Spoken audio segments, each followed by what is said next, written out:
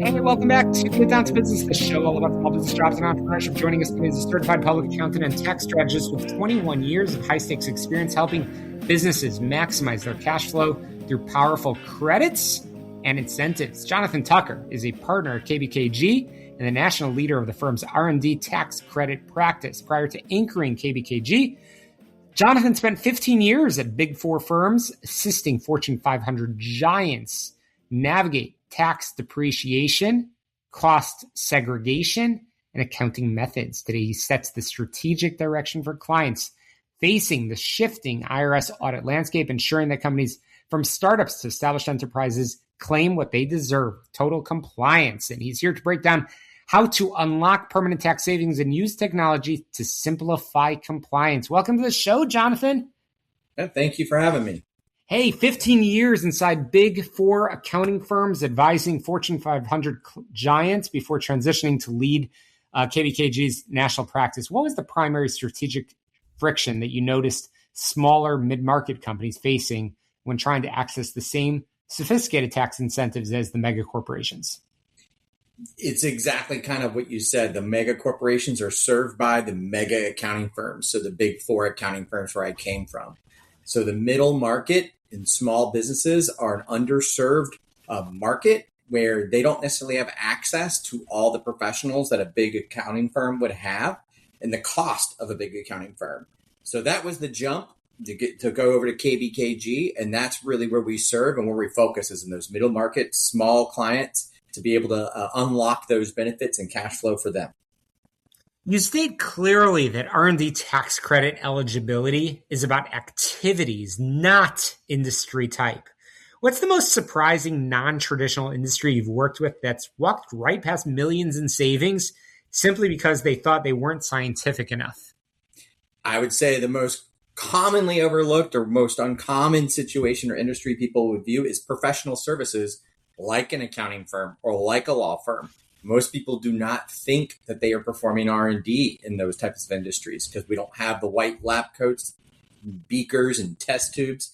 But most of these companies, including my company, KBKG, develop software. And developing software is an eligible activity, as you point out, activity-based, that can become credit eligible and allow cash flow for your business.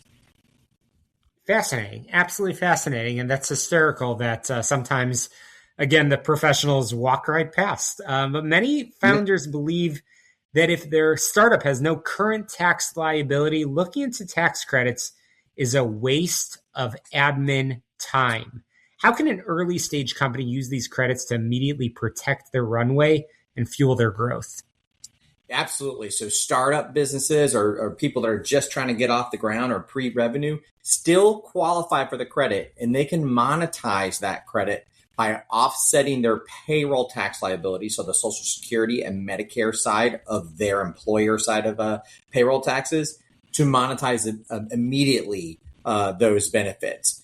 And to the extent you aren't able to use them, let's say you don't have any payroll or employees and you're not taxable, these are still valuable credits that carry forward and offset future tax liabilities. And claiming liability or claiming credits on an original return is way more simple than waiting and letting them go to waste. So you should always try to claim it. But if you have payrolls and you're a startup, you can use it to get payroll tax. And then if you don't have that, you can carry forward the credit up to 20 years.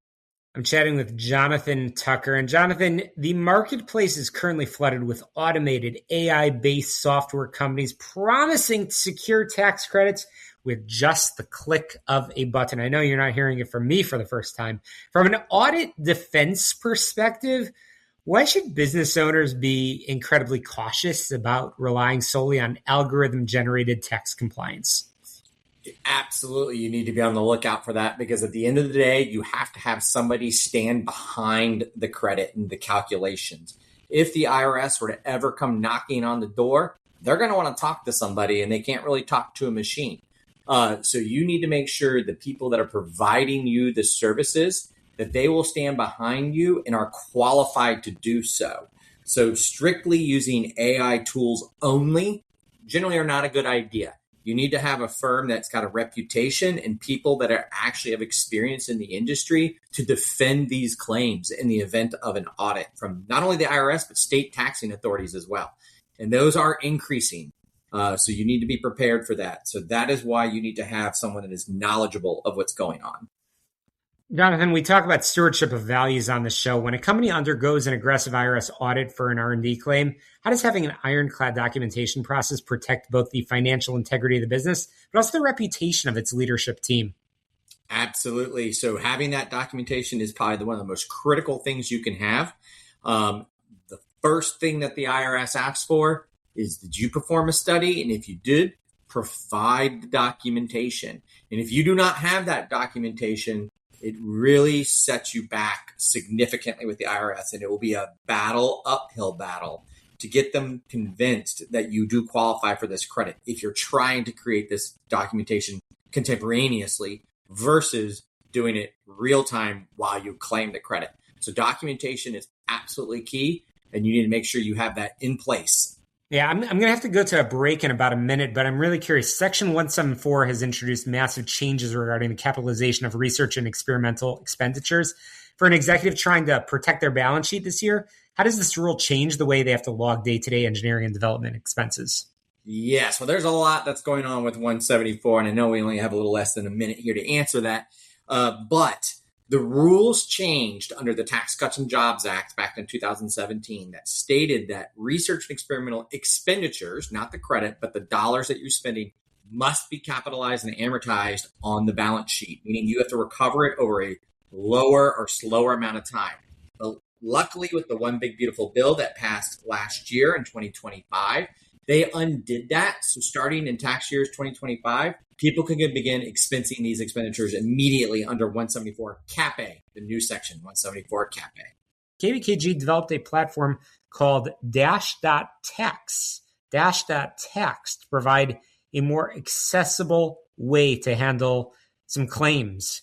We'll talk all about that. As a business leader, how do you balance the scale and efficiency of proprietary software with the deep customized advisory work that high net worth clients require?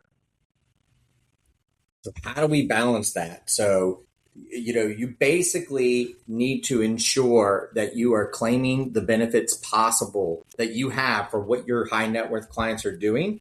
So if they are claiming or if they are developing software or anything along those lines, they should absolutely look at the benefits. Now, some benefits may not be big enough for people to want to hire a professional such as myself to do it for them, but they can, as you referenced, use Dash.Tax, which is a self-serve tool that walks them through the rules, everything that I would do for them on a telephone call or a Zoom call.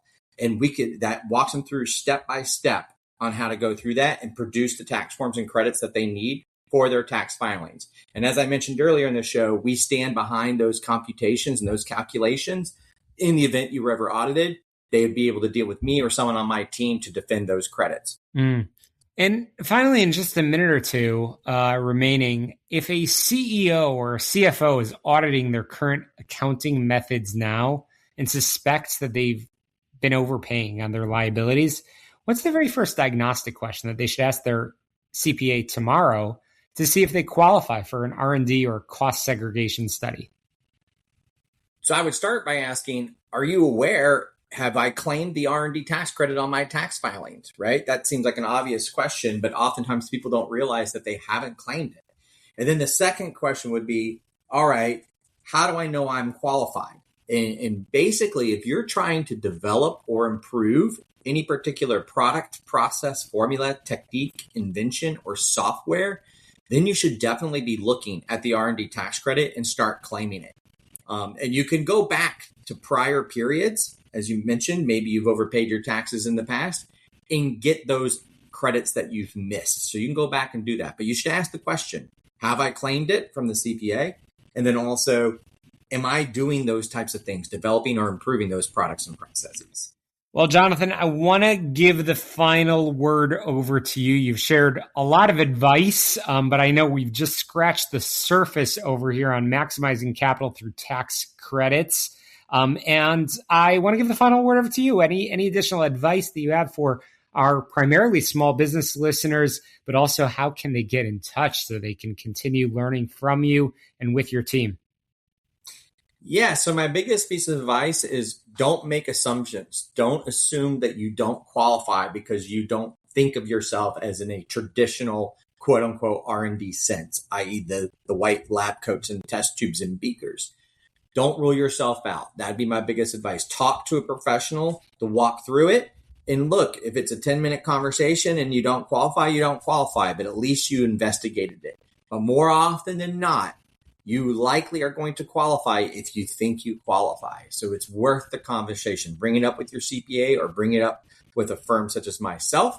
And as you mentioned, you can reach out to me by visiting kbkg.com or via email. My email address is Jonathan, JONATHAN.Tucker@kbkg.com. So you can reach out to that or anybody on my team that you find on the website. We'll get you in touch with the right person. Fantastic. Jonathan Tucker, thank you so much for joining us. That's a wrap for us this week on the show, all about small business, jobs, and entrepreneurship. You've been listening to Get Down to Business. Make sure you get on my website, syklein.com. Check us out on your favorite podcast app. Just search for Get Down to Business. Make sure you subscribe, rate, review, and share so you don't miss a single episode. To success, let's get down to business. We'll see you next week.